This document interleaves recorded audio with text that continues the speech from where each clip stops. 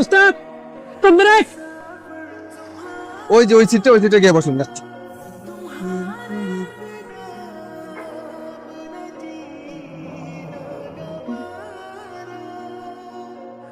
কয় নেবেন 20 মিনিটের বিরতি?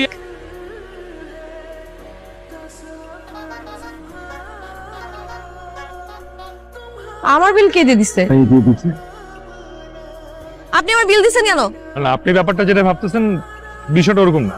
আসলে আমি আমার বিল দিতে গেছি, কিন্তু আমরা যেহেতু এক টেবিলে বসছি, ওরা ভাবছে একসাথে, বিলও একসাথে, আমি আর মানা করিনি। আমার কাছে তো 20 টাকা ভাঙতি নাই। আচ্ছা রাখুন, পরে নেওয়া যাবে। আপনি যেহেতু বাকি রাখবেন না, আমিও বাকি রাখবো না। মানে এখন এই 20 টাকার জন্য আমি আপনাকে আমার নাম্বার দিব, তারপর আমার সাথে দেখা করতে যাবেন এমন কিছু? আপনার নাম্বার দিতে প্রবলেম কি? 100 টাকা দেন।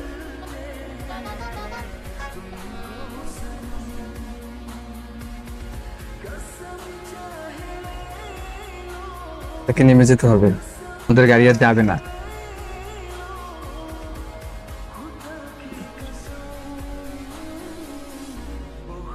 আচ্ছা ঠিক আছে, তাহলে যান। হ্যাঁ, তারা যা করবেন আমি বুঝতে পারছি।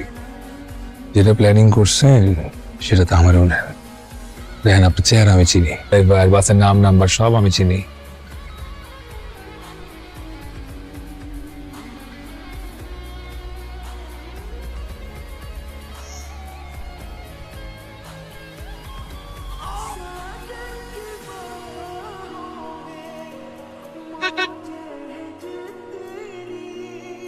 দুটো লোক আপনার উপর হামলা করছে, আমি আপনাকে উদ্ধার করে এখানে নিয়ে আসছি। আমি আমার ফোন, আমার ব্যাগ, আমার ইম্পর্টেন্ট সব ডকুমেন্ট রেখে আসছি।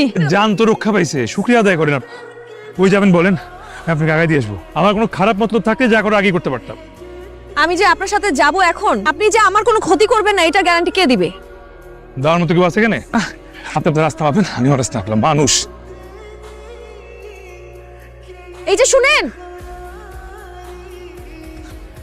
ভাবলাম এত দূর আমার সাথে আসছেন, বাকিটা পথ আপনার সাথে যাই। অনেক উপকার করছেন আমার। উদয়পুর আমার গ্রামের নাম। তো অনেক দূরে হাঁটতে হবে, হাঁটতে পারবেন?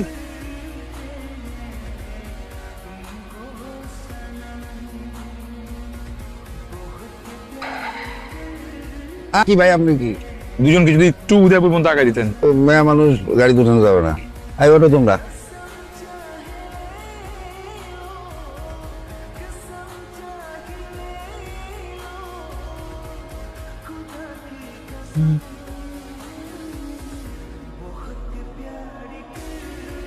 গাড়ি থামান।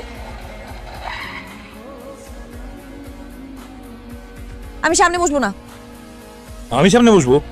মানে আমি এক একটা মেয়ে মানুষ পিছনে বসে যাব?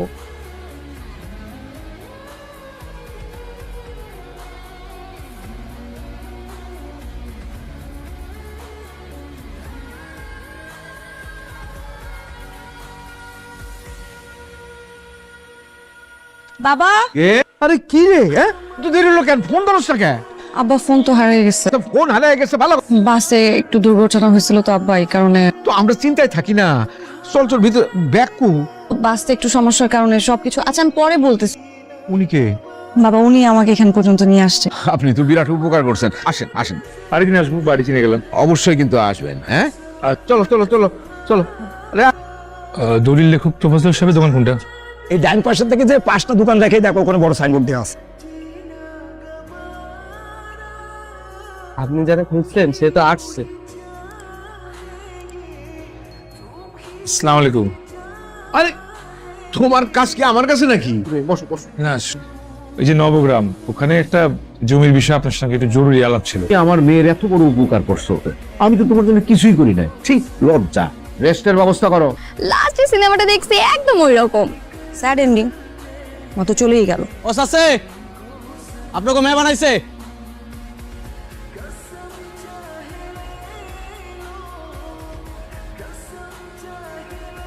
কোন জমির কথা তোমরা বলছিল বাবা? জি, আমার মামা আমার বন্ধুকে ভোগ রেহান দিয়েছিল। ভোগ রেহান? জি, উনি বোধহয় জমিটা ফেরত দিতে চাচ্ছেন না। ভোগ রেহানের কাগজপত্র আছে তো? না, আসলে মামা তো মারা গেছেন। আসলে উনি আমার খুব কাছের বন্ধু ছিল। আমার বিশ্বাস করি ওনাকে জমিটা দেয়। এখন আমি যতবারই তার কাছে দেখা করতে যাই, সে আমাকে খুব আদর করে। তুই জমির কথা উঠালে উনি শুধু বলে যে মামা নাকি জমিটা তাকে লিখে দিয়ে গেছেন, বিক্রি করেছে তার কাছে। কাগজপত্র না থাকলে তো একটা বড় ধরনের সমস্যা। তারপরেও আমাকে যখন বলছো তখন একটা ব্যবস্থা হবে। এই তো সুযোগ। যা তুই যা। এটা হচ্ছে আপনার রুম, মানে আপনার প্রবলেম যে পর্যন্ত সলভ না হবে থাকবেন। Thank you. বালিশ লাগবে আরেকটা? না, একটাতেই হবে। জানালাটা খোলা লাগিয়ে দিব? কি দরকার? এখানে না রাতে অনেক মশা হয়, মশা এনে দিই? লাগবে না। কিছুই লাগবে না। দেখুন, আপনি যেটা ভাবছেন বিষয়টা কিন্তু ওরকম না। আমি কিন্তু আপনার প্রেমে টেমে পড়িনি। আপনি আমাদের বাসার মেহমান, খেদমত করার দায়িত্ব তো আমাদেরই। লাগবে চিনি ছাড়া এক কাপ চা। মা, ও মা, কিস অনন্যার আপা, দেখো তো এটা কি লেখা? তুই আমার জমি আমার ভাইয়ের নামে লিখে দিস, তাড়াতাড়ি জমি আমার নামে করে দেন, মায়ের রে পাবি না। অনন্যা রুমে নাই, ভয় লাগতেছে। না এই যে দেখো তো কি আত্মীয় স্বজন বা আশেপাশের বাড়িতে কোথাও খোঁজ নেয়নি, আর দেরি না করে থানায় যাই। কোনো থ্রেট কল? কোনো ফোন টোন আসে নাই। হাতের লেখা কি পরিচিত লাগছে আপনার কাছে? অপহরণ। ঠিক আছে, আমরা দেখছি কতটা করা যায়। অনন্যা কই?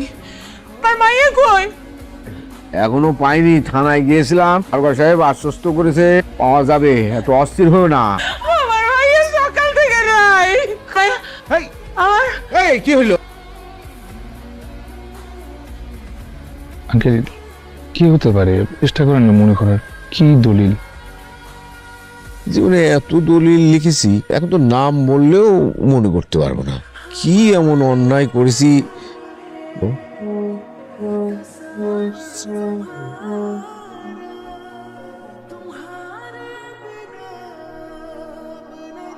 যেটা ভাবতেছো বিষয়টা ওটা না।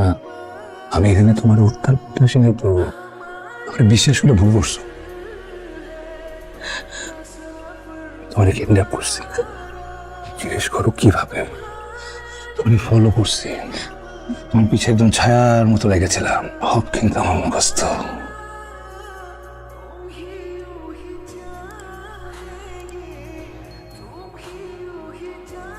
এবার প্রশ্ন করো, কেন?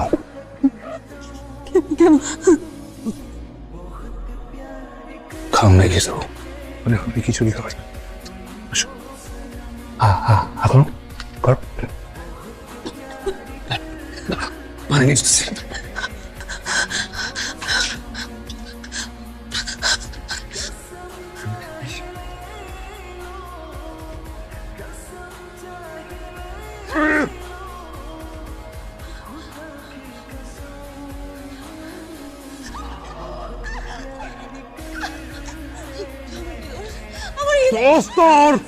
তোর বাপের, তুই যে বাড়িতে থাকো ওই বাড়ি আমার।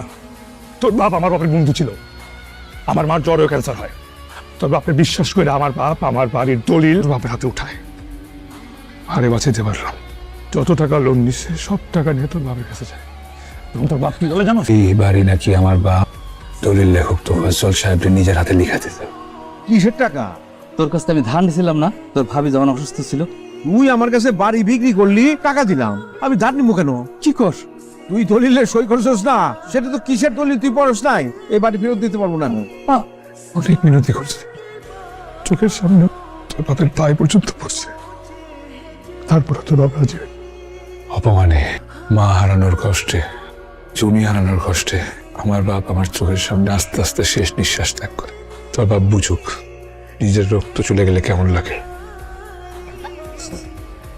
আপন জন পৃথিবী থেকে চলে গেলে তোটা অসহায় লাগে। যা যা।